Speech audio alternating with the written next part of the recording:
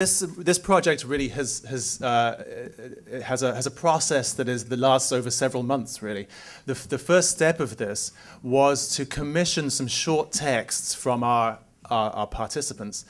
Some 500-word texts addressing the question, which we posted online. So what we wanted to do that was really, in a way, almost survey this group, all of whom have an investment in photography of quite different kinds, to get a sense of what urgency there might be in the question and in the topic. And it's really out of those texts that we tried to kind of craft this event. So what we're going to do is tonight is just the first session, and the job of tonight is really to come up with collectively the most urgent questions, aspects of this topic, and those questions are going to go forward. Bless you. Those questions will go forward to tomorrow. There's a closed workshop in the morning. I don't know why I'm even telling you that.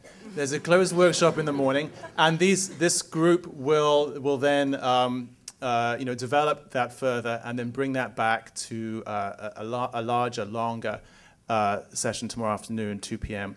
till 5 p.m. And we want that to be a full, kind of a plenary session involving everybody. So tonight we have 13 participants, and we're going to we have essentially two panels within this session. And as I say, the job is really to come up with the task or tasks for tomorrow. So now I'm going to hand over to my colleague Erin O'Toole, who's going to introduce this first group of speakers. Thank you, Dominic. It's my great pleasure to introduce our first group of participants. To my far left here is Peter Galassi, who has been the chief curator of photography at the Museum of Modern Art in New York since 1991. He's organized numerous exhibitions, the most recent of which is the anticipated Henri Cartier-Bresson, The Modern Century, which is now on view at MoMA and happily will travel here to SFMOMA in November of this year. Next to him is Blake Stimson, who teaches art history and critical theory at UC Davis. His book, The Pivot of the World, Photography and Its Nation, was published by MIT in 2006. And in 2008, he co-edited the anthology, The Meaning of Photography, for the Clark Institute and Yale University Press. Next to him is Joel Snyder, who is a professor and chair of the Department of Art History at the University of Chicago.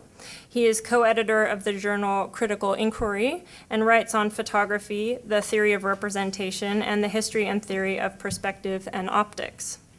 Next to me is Douglas Nickel, who is the Andrea V. Rosenthal Professor of Modern Art at Brown University, where he teaches the history of photography. He was a curator here at SFMOMA for 10 years, starting in 1993, and following that was the director of the Center for Creative Photography in Tucson. Over here we have Vince Aletti, who was the former art editor and photography critic for the Village Voice, and now reviews photography exhibitions for The New Yorker and photography books for Photograph magazine. He also has experience in the curatorial realm. In 2009, he was the co-curator of the International Center of Photography's Year in Fashion. Next to him is my colleague Corey Keller, who is an associate curator of photography here at SFMOMA. And she's organized exhibitions on both 19th century and contemporary subjects for the museum, and is currently organizing retrospective surveys of the work of Francesca Woodman and J.B. Green. And last but not least, we have Philip-Lorca diCorcia, also known as PL, who is a photographer whose work has been collected and exhibited by museums around the world. Most recently, he had monographic exhibitions at the Institute of Contemporary Art in Boston and at the Los Angeles County Museum of Art. He also holds the position of chief critic at the Graduate School of Art at Yale, from which he received his MFA in 1979. And we'd like to begin the proceedings by asking Corey Keller to elaborate a little bit on the motivation behind asking this question, is photography over? Corey? Well, the question is admittedly a blunt instrument, and it was intended as a deliberate provocation. We're aware of the sort of inflammatory nature of the question, but I think it's, I hope, not quite as ham-fisted as it might appear at first. We deliberately left it a little vague, and we were gratified to see how many people immediately took up the vagueness of that question by, immediately saying, well, we have to define what photography is, and we have to define what over is, which already sets up, and I think that those are actually really important questions, more than mere semantics. We did, I should point out, deliberately avoid the use of the word dead, although we got a lot of RSVPs for is photography dead. But we went with over for very specific reasons.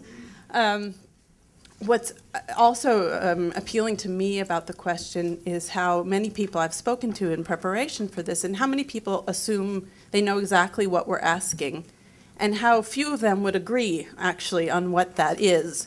It really has opened up to a huge number of interests in photography, whether it's the digital versus chemical, or the place of art photography within the museum or that academy. I mean, it really opens up onto a huge number of interests in photography.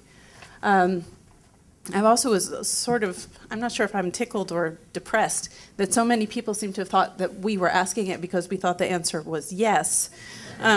Quite frankly, it would be much easier for me to write my 2-week letter of resignation than it would be to organize a symposium like this.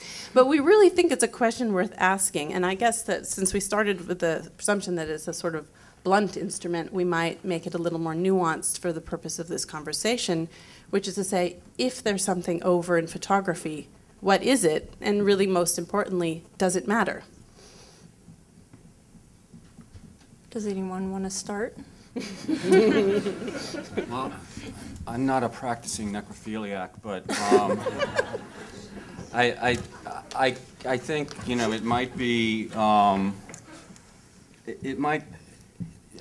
the world of photography is obviously precipitated into extremes. The extremely throwaway, the extremely precious, and the rest that are waiting to figure out which one they are of the other two. And it seems that the digital part of it is the easiest thing to attack, because that's the chief means to do something disposable. And the precious part seems to be the easy part to attack as well, because that's the part that seems to want to align itself with other mediums in order to validate itself. So I think that in a way, if we're forming questions here, it's whether or not there's any possibility that this can be integrated. It's that the throwaway can be precious and the precious can be thrown away.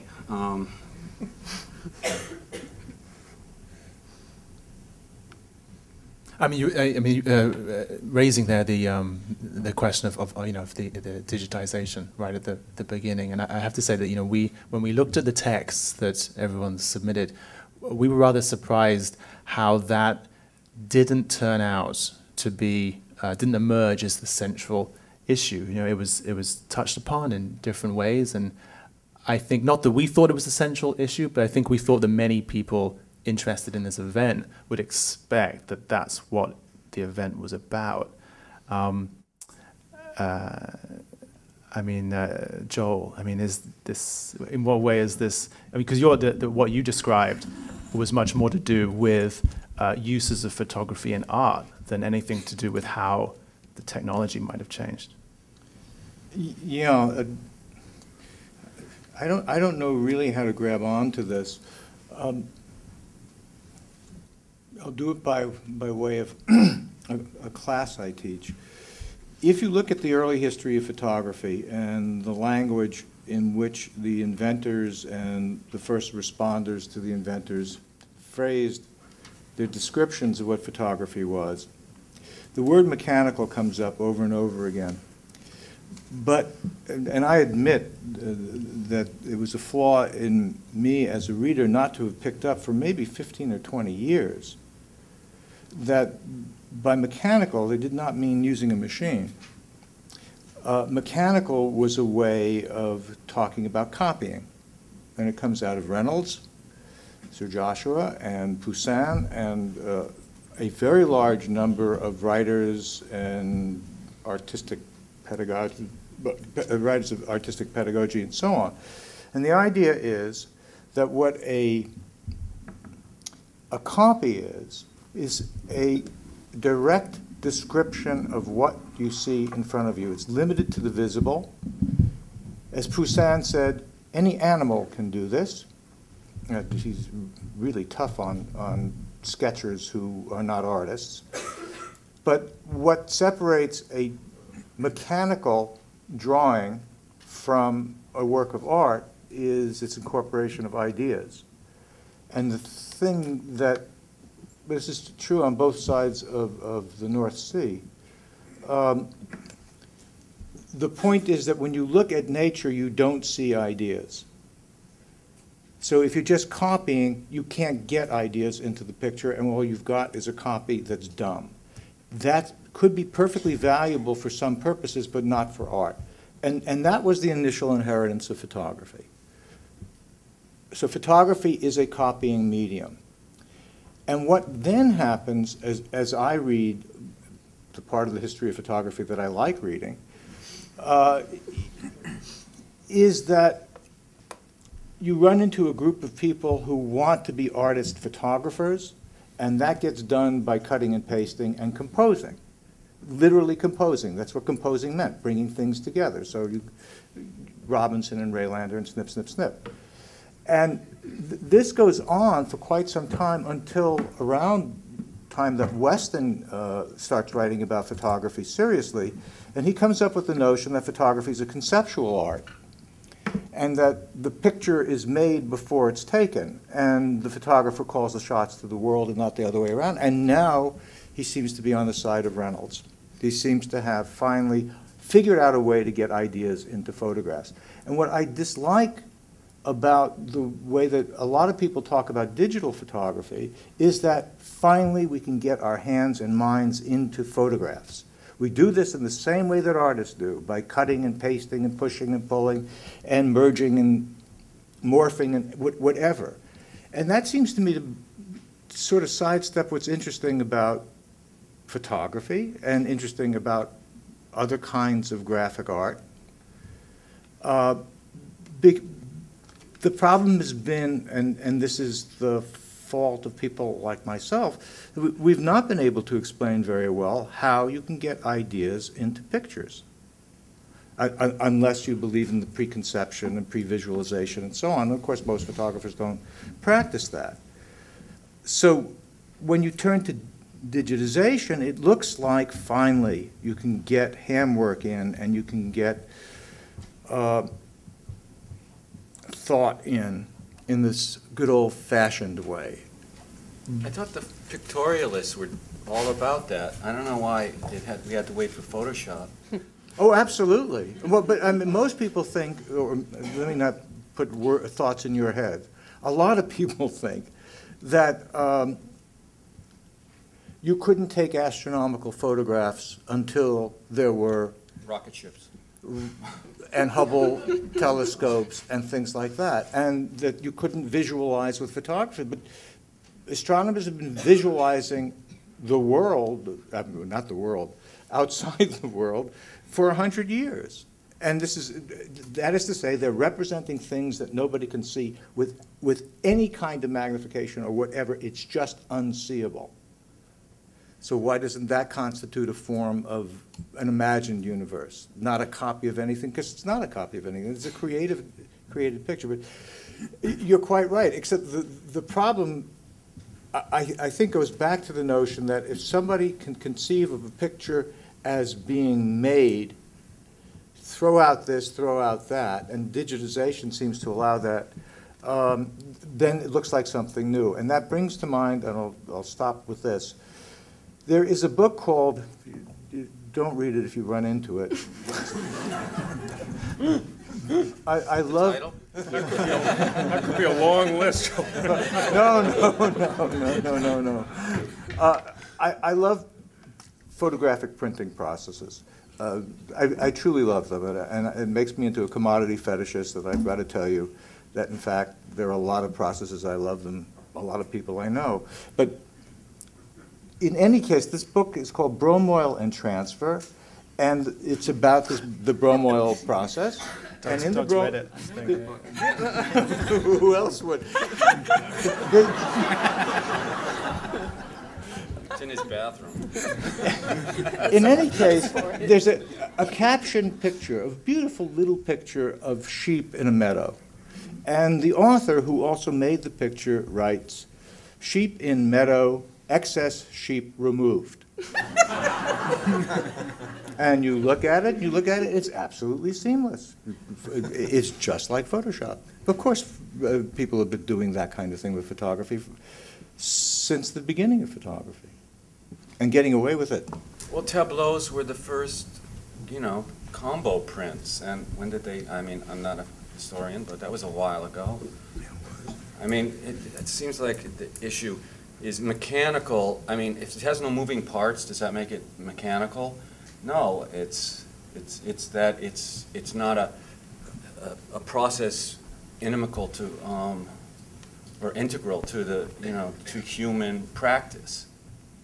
I think the technology can be a distraction and something of a red herring, which is perhaps the reason why so many of us avoided the issue and our responses. Because ultimately it isn't what technologies are developed and what they can do, but what we value about the technologies at any particular point. As members of cultures, practicing artists or image makers, we can reject a technology just as easily as we can embrace it. So having to reframe Joel's question, it isn't what digital does for photography now, it's why is anybody using it? If it didn't do something that was valued, it wouldn't be adopted. It would fall flat. So those specifically photographic qualities that I think he wants to identify, and which I would like to talk about also, had value as well. Aesthetics were drawn out of them. Manifestos were written around them. The idea of medium specificity was important. And I think the word mechanical is also problematic because ultimately, for those of us that like photography, or what photography was, the mechanical is it doesn't quite capture what was important about the medium. The Shroud of Turin is mechanical in Joel's definition, but it's also miraculous, and that's what we care about. If it were real. Yeah. Okay. Hard to compete with that one. And I think that's what we feel about photography as well, that there was something, I think, in other words, the anxiety that we feel around the question being posed has something to do with a fear of this thing that we loved disappearing. Disappearing, really? Being eroded. Yeah, it's not going away. It's just not what it used to be. Well, I think to go back to Corey's question is if there is something that is over, what is it then? Because obviously there is a great deal of anxiety over something. And if photography is not over, then is there something about it that is over? I have to say, I never had any sense of anxiety until I was asked this question. And I don't actually feel very anxious about it now. I just, I think anybody who spends time with photography, there's no question that it's vital and valid and ongoing, and it's not going anywhere. It may be changing, the definitions of what people look for in photography may be changing, but the idea that photography is over is absurd to me. If you used Kodachrome or Polaroid, you'd have anxiety. Well, yes, no, I understand. I think certain parts of the medium are certainly being taken away, and I think that's one of the things that occurred to me too as I was trying to answer this question. The idea that the dark rooms are disappearing, I find really disturbing. But that doesn't mean that we're not going to be seeing pictures for as long as we live. So what's in that feeling of being disturbed. I mean, Corey, actually, in your text, you talked about the idea of people now talking about analog photography, as if that was just some other kind of photography. What did you say, horrific or something? So, we're saying it's disturbing, we're saying something's horrific. I mean, why? I mean, what is, that points to a feeling of the loss of something valuable for you. Yeah, the idea that the history that I still relate to the darkroom, the process of making the photo, the whole hands-on sense of the photographer working with the medium is changing. I mean, that in itself doesn't mean it's over in any way, but people are working digitally and with just the same amount of engagement and excitement that they had before. But I guess I don't like the idea of one thing displacing something else completely. But if the end product is something that is, and photography has gotten away from this, meant to elicit some sort of a response, be it aesthetic or emotional, what difference does it make how it gets there? And whether you use your iPhone Polaroid app or you actually use Polaroid, is it a significant difference? I mean, it seems like one aspect of old techniques, and it's a negative one in my mind, is that it's nostalgic. And nostalgia is, in my mind, a negative adjective. Or nostalgic. Sorry. Corey? Well, from a practical point of view, I can say one of the things that I do in my job is I look at a lot of photographs, many of which come in through portfolio review. And I mean, I think that one consequence is an incredible decline in quality, actually, I would say, in the prints that we see. That photographers who don't know how to make their own prints anymore don't know what a good one looks like. And while, of course, there are exceptions, we see a lot of works as JPEGs, for example. We get all excited about them, and we're so excited about the image, and then we actually see the object that we might think about acquiring or putting on the wall. We're not interested anymore because what was exciting about that image is completely distracted by the quality of the print. So I know that puts me in the really old school camp, but I'm okay. Ansel Adams. What are the other ones on that list? Yeah, I'm all right. I'll stick my flag with them. I'm all right with there. Corey, have you ever looked hard at some albumin prints by Julia Margaret Cameron? Yes. Complete with the fly pieces. Absolutely, absolutely.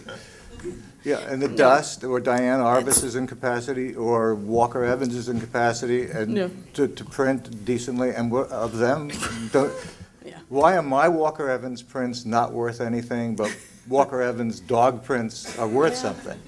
It is admittedly. It's a question. No, I totally hear what you're saying. But if I see one more sky with pink dots all over it, I think I'm just going to scream. You're missing the point of the picture, obviously. There's a lot of willful amateurism in contemporary photography, and it's as if you don't have to take responsibility for what you're doing because it's sloppy. I mean, it does bring up the strangely the more amateurish you are, the higher you aim your ambition. I mean, I bet your average, what do you want to call them, amateur, with a digital camera, actually cares what it looks like. Your average amateurish artist is attempting to use that as a stylistic overlay to basically, I think, evade having to be clear about what they're doing, but that's beside the point. No, I mean, there's certainly artists who deliberately use a de-skilled approach to their work. That's a new word. That's the new word, yeah. De-skilled, but as a conceptual approach. Is that like skill challenged? Yes. That's exactly right. Good. Peter, do you want to weigh in on this a little bit? I have the feeling that you have Dale, an I opinion. can't believe you spent all this time at Yale and you haven't heard de-skilled. Yeah. The home of these. One, I'm not anxious about photography. I'm not the least bit horrified or disturbed that anything is disappearing. I think photography is going to be around for a long time. I think that maybe part of the problem is that we should make a distinction between photography and talking about photography. And, you know, photography can do really well without being talked about. It's that's one of the great lessons of the rise of the great modern traditions of photography in the 20th century. I don't mean that there wasn't a certain amount of chit-chat around the edges, some of it written even very eloquently by the photographers themselves. But essentially, this was a great artistic tradition that evolved without requiring cultural institutions or theory, or it was a very rich tradition that was all mixed up with where artistic character and worldly practical function were so completely wrapped into each other. No, you could make a decent case that the best photographer we've had so far still is Aceh, and he wasn't an artist. So I think that may be part of the problem that raises anxieties and so forth with panels like all of this is that there's no problem that you can solve by talking. You have to make something. And we don't do that. Well, PL does very well, but We could feel the problem more deeply by talking. I don't know. you can make the problem deeper by talking about it. All right, I'm going to have And the discussion is Clearly over. not a believer. Clearly not a believer in the talking cure.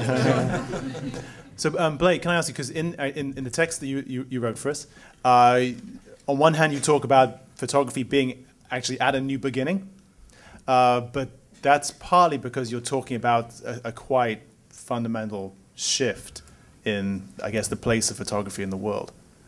So something's over if something is beginning for you. Yeah, I guess so. I mean, I was thinking about what Joel was saying about teaching history of photography, and this is something I do on a regular basis. And of course, one of the things that most people who teach the history of photography do is they, maybe early on in the course, they'll show pictures of enthusiasm about photography in its first decade. So there's a great cartoon called Daguerreotypomania, right, which shows, throngs of people crowding the streets of Paris, and lining up at photographers' shops because they all want to get their photograph taken. Or, you talk about the carte de visite phenomenon, a decade or so later, where it became a real social phenomenon for people to have, these multiple pictures of themselves taken and then to share them with their friends. And of course, one of the ways this gets talked about in a classroom these days is to say, well, this was 19th century Facebook. This was a social medium of its day. So one of the things that interests me most and that I tried to focus on in my little piece here was just that we can think about the technology in two ways. So one way to think about it is it's like the Shroud of Turin. It does this magical thing, and that was what was so fabulous about it, this magical image.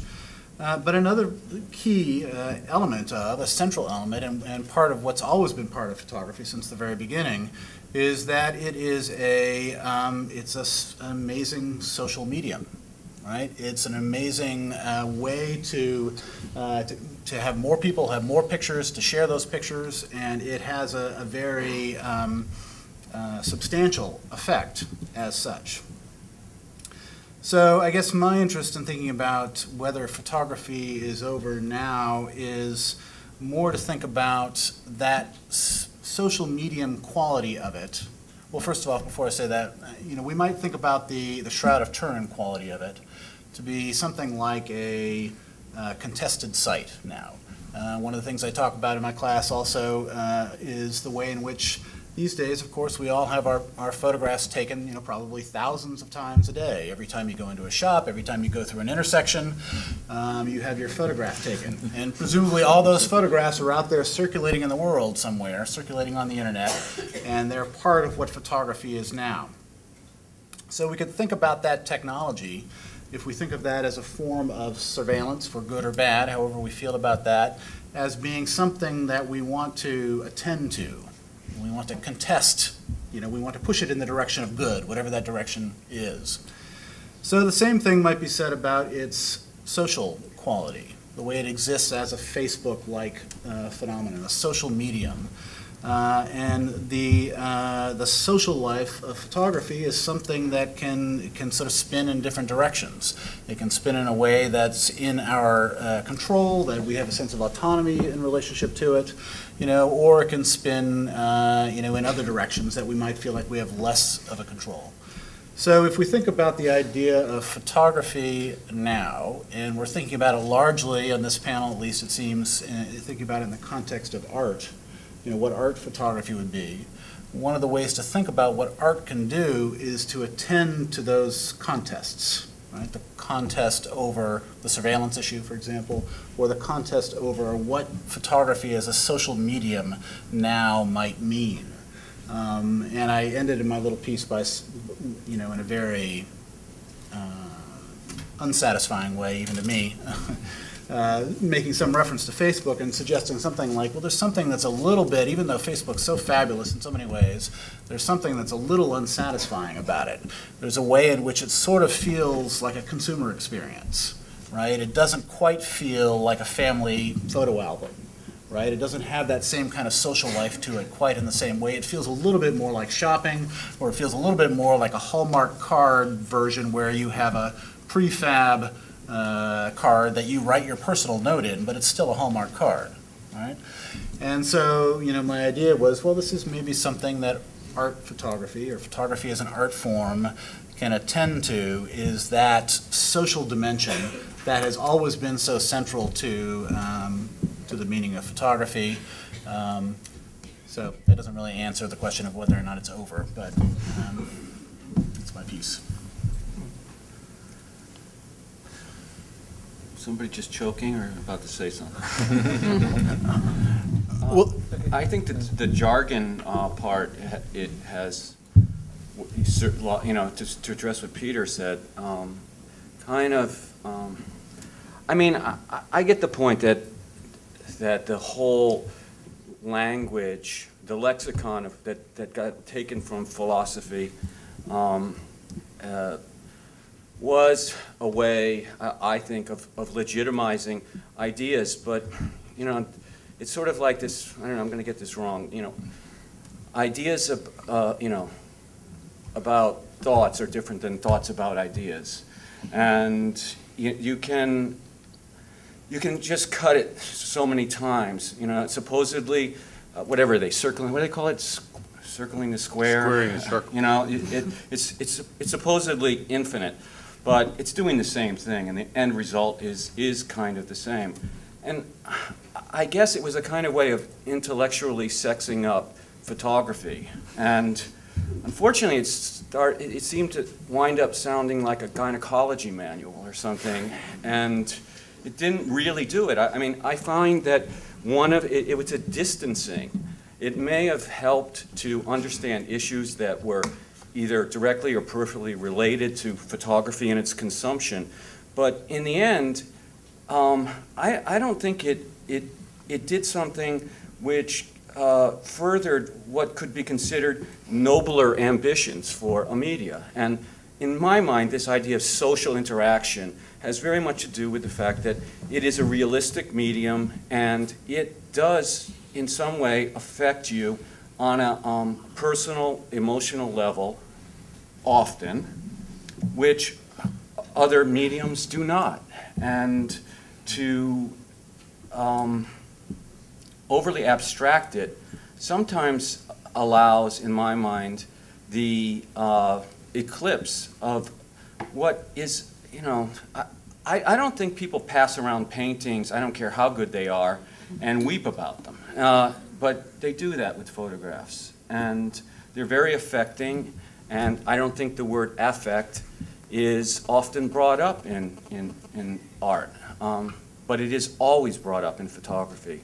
And I think that will never end, and it will be to its, you know, it'll energize it forever, whether it be on Facebook or whatever.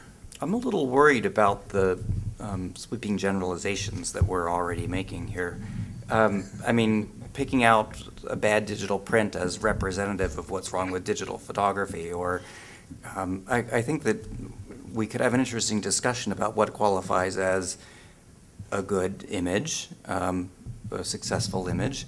We could have an interesting discussion about what qualifies as a good and interesting thought. But I wouldn't want to sit here and make a proposal that we not share those thoughts and talk about whether they're good ones or not so good, or any more than suggest that, you know, because some photographs are bad, photography's bad. That just doesn't seem very productive as a line of reasoning. Well, I feel positively. I feel like an exotic up here. Gee, I spit on your thought. Well, I spit on your lack of thought. I mean, the two of you, this is quite extraordinary. What? I didn't do any spitting. Oh, I saw that French sneer on your face, Peter. You guys are romantics. I mean, you're Hemingways. You get too close to it, you start talking about it. The next thing you know, you're going to think you understand it, but it grips you by the guts. And if it, you know, it's at the level of the guts. And you just don't need to talk about it. Well, wherever you grab. The rank anti-intellectuality of it is disturbing. I'm a teacher. I'm sorry. Rank? Rank. Come on. Rank. It's sort of bargain basement level. I mean, it's quite extraordinary. It's not so easy to think. Thinking is a form of doing. It really is. Talking is a form of doing. You can get people to do all kinds of things by talking to them. You can explain things to them. If I didn't think that, I'd get out of the business. No, thank you. One vote. But you don't, but look, let me just come back to a couple facts about me. I grew up in Brooklyn. My parents wanted me to know Manhattan very well. We learned Brooklyn just by walking through it every day. And so I used to go to the Museum of Modern Art and to the Met. And I fell in love with photography at, not the Met, but the Museum of Modern Art, when old Captain Eddie, I think, was still in charge of the operation. And one of the things that I fell in love with, and I'm an unreconstructible modernist, is that in looking at a photograph that someone was calling to your attention because that person was teaching you something about what you ought to be looking at and thinking about, you could reject it, but it was up on the wall, it followed a thoughtful decision for putting it up on the wall. One of the things that you could do is to look at a photograph and see people. See people you hated, see people you loved, horses, whatever. You could, yes, realistic. But one of the things that you were supposed to get out of it, or at least I got out of it, was that at the same time you were learning something from the picture about the world, you were learning something about photography. So that, and this is what I take modernism and photography to be about. It's that every picture that belongs in the tradition, the canon, up on a wall, it's itself there because it's teaching you something about photography. And something, if the photographer is really good, Robert Frank, you didn't even know was possible until you saw those photographs. That's dead. I believe that's what's over. That's what I argued in. Why? Why is that dead? What's the punctum? Where's the punctum? Why is it over? No, but why, no, Britt. Did I lose it? No, but Joel, why is that dead? I mean, It's not dead, it's swamped. why is it swamped? Look, I first met Dominic at the Tate Modern. I went to give a talk there, and it was in honor of the first photographic show that the Tate Modern had ever put up. So, in a certain way, it was a wonderful show because I got to see things that I adore or didn't know I was going to adore, and that's always a wonderful reason for going to a museum and seeing an exhibit. The name of the exhibit, as I recall, was Cruel and Tender. It sounds like an Elvis Presley song, but in fact it's something that Lincoln Kirstein said about Walker Evans' photographs, Cruel and Tender. The show began with a set of small photographs, and they were looking more and more precious to me as the show went on, by August Zonder and Walker Evans. And they're among my favorite of all photographs. And then it went through all the way up to the 2003s. Was that the year of the show? And the pictures got bigger and bigger and bigger. And what the curator of the show, or curators, were telling us is that all of these things are from the same medium, and they're all about, get this, reality. Now there's a way to make an art.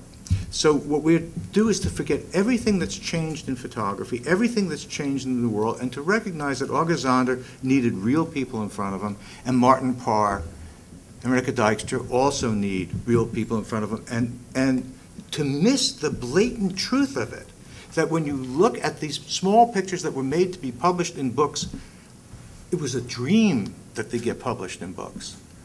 There was no other place to exhibit them, so they're small, they're intimate, they're meant to be seen, that far away. And imagine that those pictures answer to the same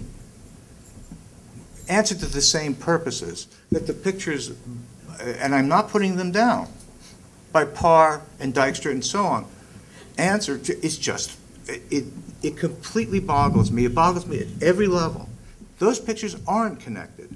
Some thoughtful historian may come around and figure out how you put these two things together. But right now, the whole thing looks ruptured to me.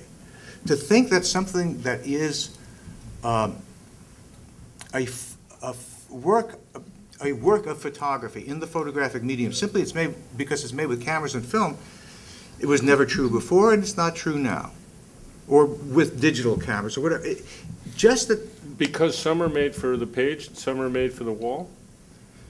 No, because what's made now for the wall is very different from what was being made in the 20s and the 30s and the 40s, not for the wall. Well, actually, if you go, you mentioned Rebecca Dykstra. If you go to Andy Pallara's new place and you see the Rebecca Dykstra's string of now, I think 13 pictures of Almarissa from the little girl, and now she's a mother.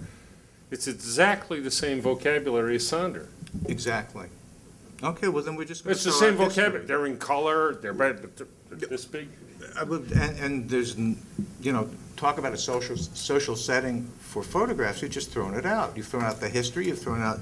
I mean, the world's changed. I said the same vocabulary, just the way. Vocabulary. Well, yes, same ands, these, is, buts. But what do you mean? What does this have to do with morbidity or, I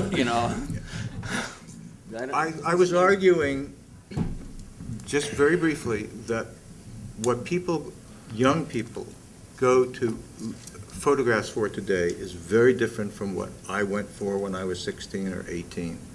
And that my students, I do one film course, adore Spiderman, the films, not the cartoons, is an absolute astonishment to me, because these films are made both to dabble in what we used to think of as reality. Tobey Maguire is really there, and in cartoons, and they're going on simultaneously. And nobody who was thinking about films in the teens, 20s, 30s, 40s, 50s, 60s thought that these two things could possibly live together. Cartoons are over there, and fiction films are over there, and trying to join them, every now and then it was done as a stunt, but what the students today are looking for is something very different from what I was looking for. I could not have seen, I'm not old enough to have seen Casablanca in first release, but believe me, I did not want to see Bugs Bunny in there. It would have killed the whole point of the film. I think that sensibilities have changed remarkably, and I think that history has got to be taken into account as well. The enterprise didn't just sit still. Let me respond, actually. Well, of course things change. I mean, that's what culture changes. But the vocabulary said the same, you said. Well, just the way somebody can write a novel now that uses the same English language as, but when Doug says swamped, I think that relates to a point, you know, in 1890, Van Gogh dies, theoretically by legend, having only sold one picture in his lifetime. 40 years later, MoMA is founded. 45 years after that, San Francisco MoMA is founded. Institutions around the world are eventually founded to make sure that this never happens again. And what happens is that you have, for the first time, a huge institutional culture and machine, including all the universities and all the rest of that, that is devoted to the expectation that a new Van Gogh is going to arrive every 2.5 weeks. So, of course, and not my university. And that machine, no, it's true. Chicago hasn't heard about this yet, but his daughter went to Chicago. But so that machine is going to run no matter what you put in it, and so of course there's a huge amount more, and there are all the schools that teach art to people so that they get the degree so that they can teach art to people. This is I'm just describing. I'm not saying this is a good or a bad thing, but it means that there's a lot more stuff in the pipeline. So Sounds like a bad thing. Yeah, it doesn't sound happy. So here's the thought. I mean, we're gonna. You got a break? No, not yet. We're gonna we have maybe another 10 minutes, and we'll go to the next group. But I don't know. I have a feeling that in this exchange, there's a kind of point of contention that, you know, that we might want to take forward to tomorrow.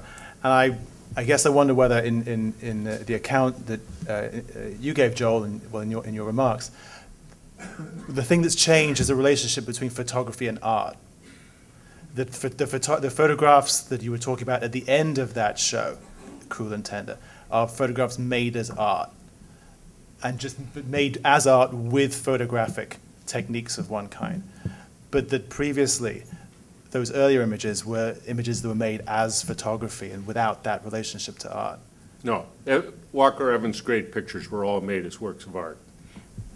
I think what he means is, and I don't mean to put words into your mouth, but that without a sense of the history of photography and would that be fair to say? Working out of a tradition. A tradition, and that it's either blind to that or ignoring that or using photography to serve a conceptual end.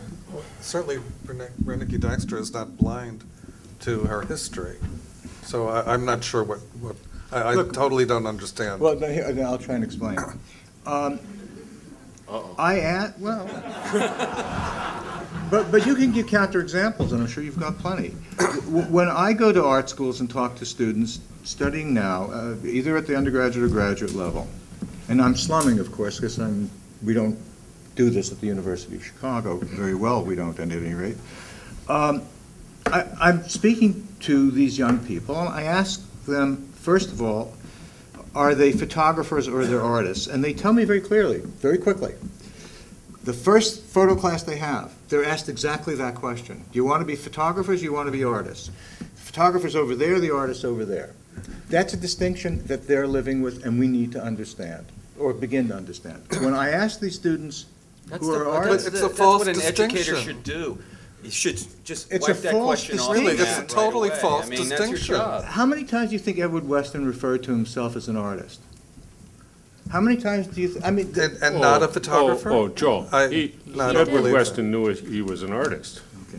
All right, then we've got nothing to talk about. Well, I think the nomenclature is confusing us here, but I think there is something valid to suggest that Edward Weston was looking at a a group of people around him who were interested in a set of what they would argue purely photographic issues, and that other photographers came along and responded to what they did, feeling that they were part of a community working on a set of visual problems that had a kind of specificity to the medium. That's what they believed.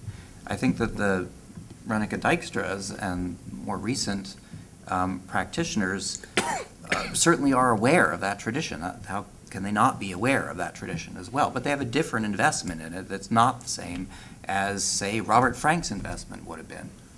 What I was going to say, thanks, to finish the thought that I started with, was that if I asked the same people who line themselves up in terms of art or photographer, artist or photographer, and asked them, how many of you look at books of photographs? How many of you know who Walker Evans is? You don't know how many shrugs I get. They're not interested. What they're interested in is what was done 3 weeks ago. Now, this may be true of artists for all time. The point is that to be a photographer in the old days meant something very different from what it means now. And that's the only, I'm not saying good, bad, I'm just saying that a certain kind of photography is over. And that's the photography in which what you did was pay attention to your tradition, and today we're without a tradition. The tradition was cooked to death. I mean, you needed a tradition, so you invented one. And there's nothing wrong with that either, but that's gone. So grad school killed its mother? Like it's an Oedipal thing or something? I don't know. I mean, the argument seems to be something like, you know, the first guy to accidentally rub two sticks together and made fire, which was very useful, and it gets a lot of history, you know, had it right. And everybody after him is a pyromaniac. But you, I don't like sitting next to you. You're very hard to follow. But I would say, Joel, that I think there are people sitting in this audience who would disagree with you that that kind of photography is over. And One of them has his hand up right now. Right. Yeah. Let's take. I know we're not. This wasn't the idea for this evening, but for tomorrow. But let's take your point. Yeah. Yeah. Wait, artist or photographer? Yeah. that's right. Digital or chemical? It seems to me that kind of what's in the air but nobody's got at quite yet, and I'm sure you will, and that what makes the Dijkstra pictures in the same camp as the Hines and as the Sanders is that we both trust that there's some kind of witness to the person or the event actually happening. No matter what the hijinks the photographer might do, we believe in the witness of it. And I think part of us is afraid that with the digital thing that will go away. Every picture made before, that we valued before 5 years ago, we trust because we trust that some part of it actually happened in the world. You know, all my pictures depend on that. You need to trust that the people were there and the event actually happened. I might have said move over there, but I didn't put them through a scanner and change the shape of their eyes and therefore change the emotion in the picture. I can do that now if I want to. And I don't think there's anything wrong with it. But I don't want to, because I think the picture depends, it's too interesting a game to play when the subjects matter so much. And bringing something about them back that's authentic is part of the game. Did you all hear that? Yes. Then Erin, why didn't you repeat? Do you mind if we identify you as the photographer Nicholas Nixon, whose Brown Sister series is on view on the second floor? Yeah, but tell them all what he said. Otherwise, it's not. No, it's not Mike.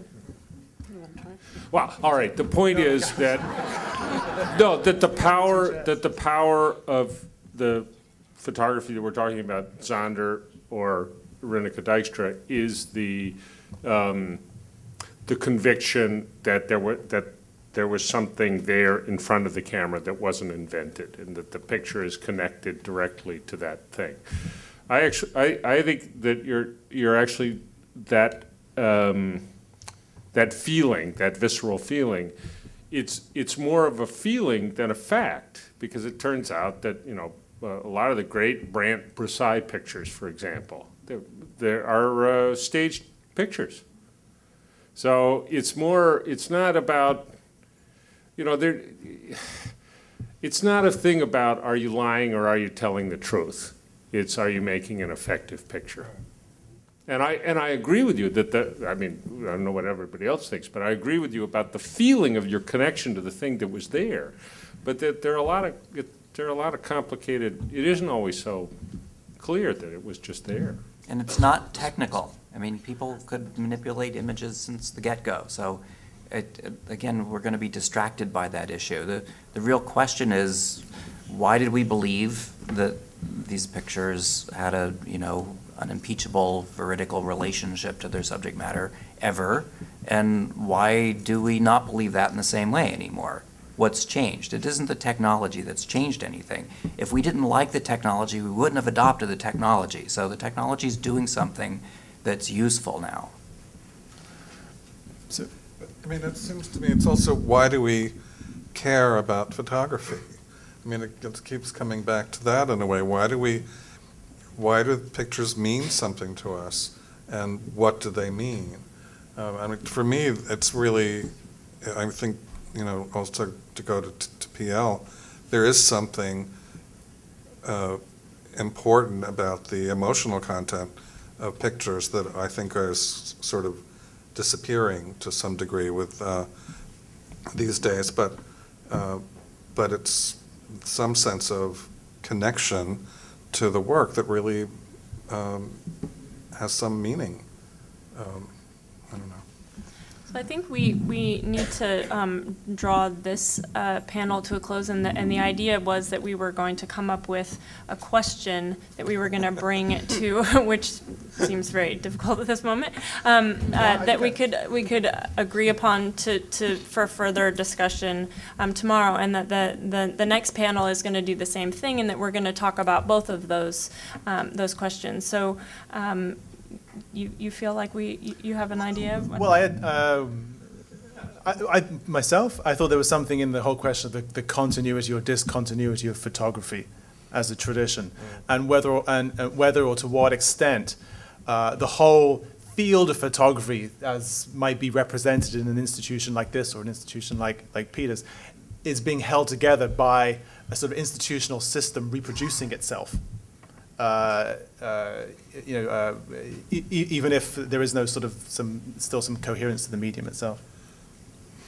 What do members of the panel think, and what would you like to talk about tomorrow? What I'm going to remember most is fire just isn't what it used to be. Discuss.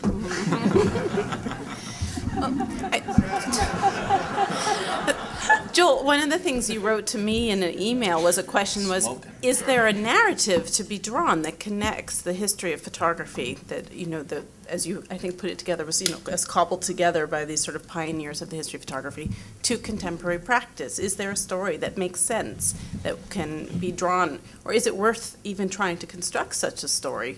I mean, you answered in your text differently than I would have anticipated from the way you wrote to me, actually. The traditional photographic camp that's always sold their pictures for $200 a piece has been... Not anymore.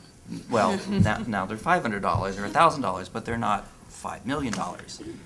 So there's a perceived marketing aspect to this where art that uses photography is seen as more valuable and vital and contemporary than photographers addressing a photographic tradition. It's been the case for a long time. But don't use the passive voice, Doug. Is seen as. You got to say who's doing the seeing.